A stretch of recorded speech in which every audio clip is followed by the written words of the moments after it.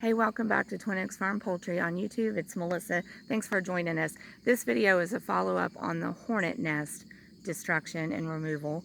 We had a hornet nest basically in our yard, right beside our driveway, in a pretty high traffic area where we mow underneath there and we utilize the yard, and people come right by it and are nearby it when they go to our farm market to pick up poultry and eggs and merchandise. So we wanted to eliminate that risk of the sting hazard here at our home place from this hornet nest. So I'm going to show you the evidence of the nest and the evidence of the hornets that's left. And we did put a couple shorts up on YouTube actually of us as a do-it-yourself project removing the nest. So we had to go through a process of subduing the hornets. We waited till nighttime to do that.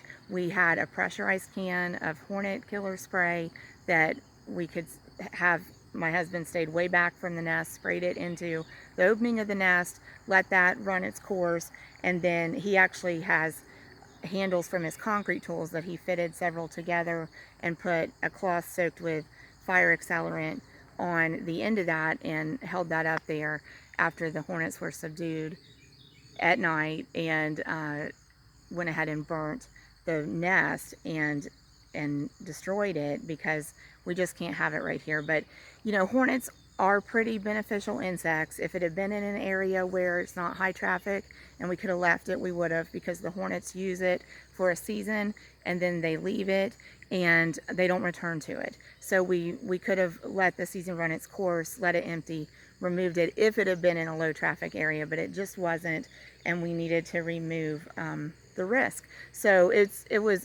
I'll show you. It's in a maple tree.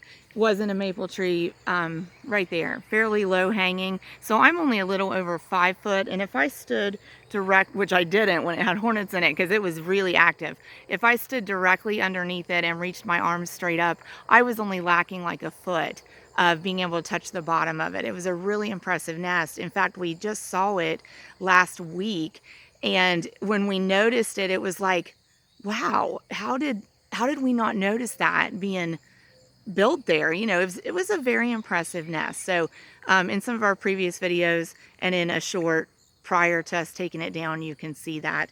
But we'll also look down on the, so I got to stay over here for the lighting. But we're also, I don't know if y'all can see, so we can see up in there a little bit and see a little bit of the honeycomb, and there's actually a hornet hanging there that, you know, it's dead. But, and we're going to look down here. There's evidence on the ground of where the hornets fell. So hey, and there's I'm going to turn around real quick before we close up on that. There's mama hen and Oakley chicks. So I've let them out of the barn and they're out foraging.